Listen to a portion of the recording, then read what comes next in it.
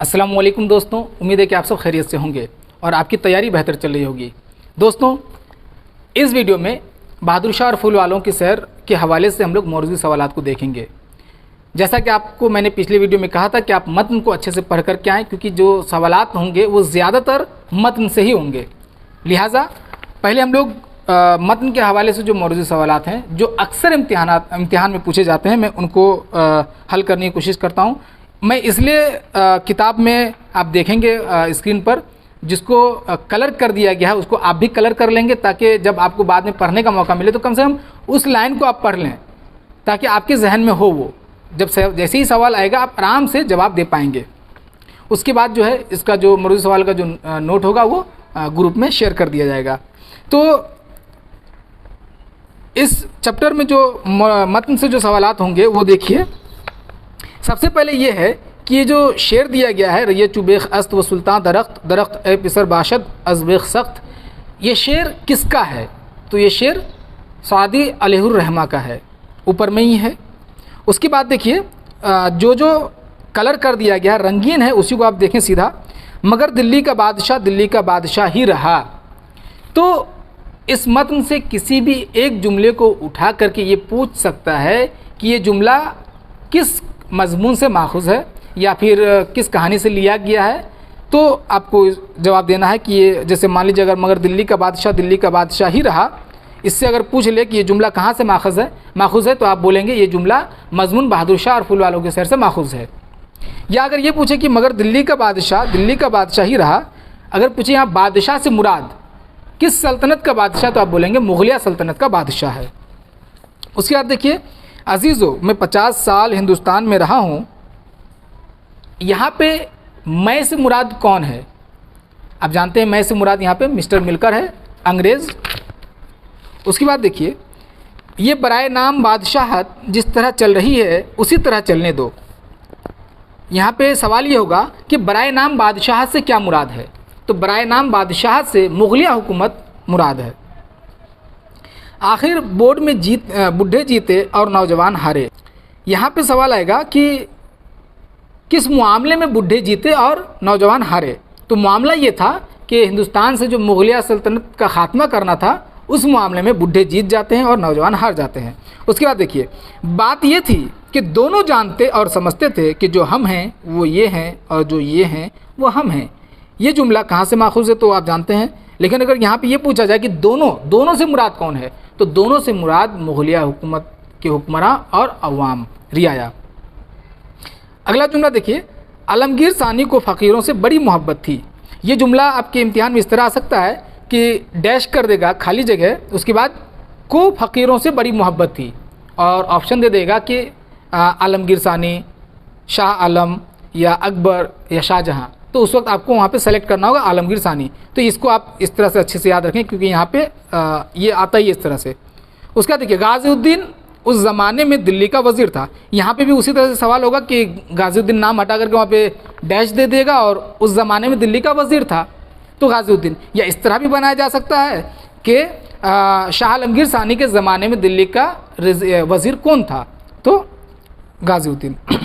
खुदा जाने उसको बादशाह से क्यों दिली नफ़रत थी। अब यहाँ पे सवाल कि उसको से मुराद कौन है, तो उसको से मुराद गाज़ीउद्दीन है। उसके बाद देखिए, 4 नमक हरामों ने एक बुर्ज में से निकलकर बादशाह को शहीद कर दिया। तो यहाँ पे 2 सवाल है। एक तो ये कि वो 4 नमक हराम किसके ज़रिए तैनात किए गए थे, तो गाज़ीउद्दीन के ज़रिए। और बादशाह से मुराद कौन है, तो बादशाह से मुराद शाह आलमगीर सानी है। लाश जमुना की रेती में फेंक दी। तो किसकी लाश को जमुना की रेती में फेंक दी? शाह आलमगीर सानी की लाश को। इधर से एक बरहमनी राम कौर आ रही थी। यहाँ पे ये भी पूछा जा सकता है कि राम कौर किस जात से है, तो वो ब्राह्मण है। उसके बाद देखिए, उन्होंने राम कौर को बुलाया, बहुत कुछ इनाम व इकराम दिया। तो यहाँ पे जी ये सवाल बन सकता है कि उन्होंने से मुराद कौन है या किसने राम कौर को बुलाया। तो शाह आलम ने राम कौर को बुलाया और इनाम व इकराम दिया। क्यों दिया, तो आप जानते हैं कि क्यों दिया। आप कमेंट बॉक्स में इसका इजहार करें कि शाह आलम उनको इनाम व इकराम क्यों दिए। ये सिलसिला उस वक्त टूटा जब बादशाह से किला छूटा। तो यहाँ पे आपसे ये सवाल पूछा जाएगा कि ये सिलसिला से मुराद क्या है या किस सिलसिले की जानिब इशारा किया गया है, तो यहाँ पे राखी बंधन का जो सिलसिला था उसकी तरफ इशारा किया गया है। अकबर शाह सानी अपने मंझले बेटे मिर्ज़ा जहांगीर को वली अहद बनाना चाहते थे। यहाँ पे सवाल ये हो सकता है कि अकबर शाह सानी का मंझला बेटा कौन है, मंझले बेटे का नाम बताइए, तो मिर्ज़ा जहांगीर।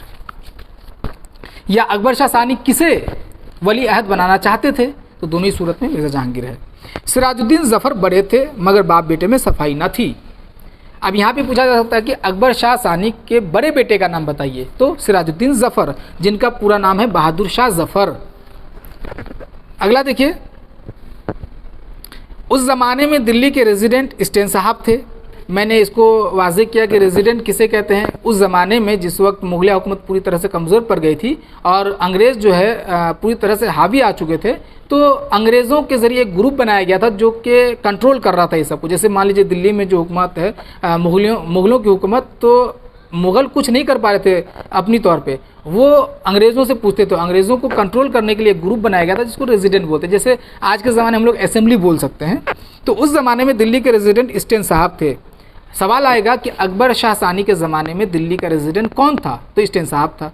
अगर ये पूछे कि स्टेन साहब कौन है, तो आप बोलेंगे दिल्ली का रेजिडेंट। अच्छा, इसकी खुसूसियत ये है कि ये बादशाह से बड़ी मोहब्बत करते थे। जिस तरह अपनी मलिका की इज़्ज़त करते थे उसी तरह से अकबर शाह सानी की भी इज़्ज़त करते थे। मिर्ज़ा जहांगीर बला के पीने वाले और गज़ब के मुँह फट थे। यहाँ से उनकी आदत पता चलती है कि वो किस तरह के इंसान थे। थोड़े दिन बाद ये गज़ब किया कि उन पर गोली चला दी। यहाँ सवाल आ सकता है कि किसने किस पर गोली चलाई, तो मिर्ज़ा जहांगीर ने स्टेन साहब पर गोली चलाई। कैद होकर के इलाहाबाद गए। ये सवाल आ सकता है कि मिर्ज़ा जहांगीर कैद होकर के किस इलाके में जाते या कहाँ के जेल में जाते, तो वो इलाहाबाद चले जाते हैं कैद होकर के। उसके बाद देखिए, मिर्ज़ा जहांगीर छूट कर आएंगे तो हज़रत बख्तियार काकी अलैहिर्रहमा के मज़ार पर चादर और फूलों की मुसहरी चढ़ाऊँगी। यहाँ पे किसके मज़ार पर चादर चढ़ाने की बात कही जा रही थी, तो हज़रत बख्तियार काकी अलैहिर्रहमा। उसके बाद देखिए, बादशाह को ये मेला बहुत पसंद आया। किस बादशाह को ये मेला बहुत पसंद आया, तो बहादुर शाह ज़फ़र को ये मेला बहुत पसंद आया। किस मेले की तरफ इशारा है, तो ये फूल वालों की सैर की तरफ इशारा है। उसके बाद देखिए, दिल्ली वालों से कहा कि अगर हर साल भादों के शुरू में ये मेला हुआ करे तो कैसा, तो यहाँ पे किस महीने का जिक्र है, भादों का जिक्र है।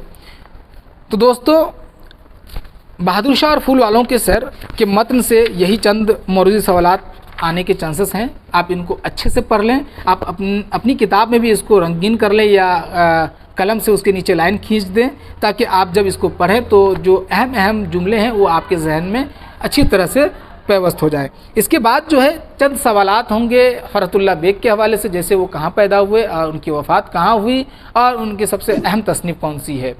उसके बाद जो है ये चैप्टर ख़त्म हो जाएगा। ये इसके जो मौजूदा सवालात है उसका नोट तैयार है, वो ग्रुप में शेयर कर दिया जाएगा। अभी तक आप अगर ज्वाइन नहीं किए तो आप ज़रूर ज्वाइन कर लें। इंशाल्लाह अगले वीडियो में हम लोग देखेंगे इसके बाद का जो चैप्टर है वो है मौलाना अबुल कलाम आज़ाद इंतखाबस गुब्बार खातिर। मौलाना अबुल कलाम आज़ाद इंतखाबस गुब्बार खातिर में जो जो लिया गया मौलाना अबुल कलाम आज़ाद को, इसको हम लोग देखेंगे।